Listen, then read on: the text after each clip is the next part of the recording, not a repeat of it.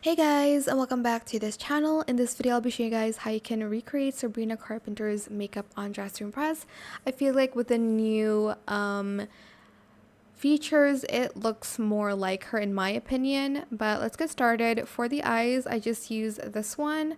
So the second one in the middle, and I just use this blue 71909F. You don't have to use the same color I'm using. I didn't use a color picker. I just usually match it with a picture. Then for the brows, I use this in this color. For the lips, I used these ones, the second one to the right, and I used the B47365 color. Again, I didn't use a color picker. I kind of just like looked at a picture and like kind of made it a little bit more similar. For the contour, I used this one in white.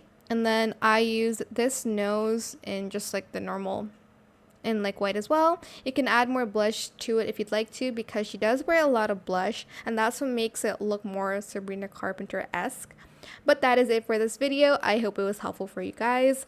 Don't forget to like, comment, share, and also subscribe to this channel if you haven't done that already.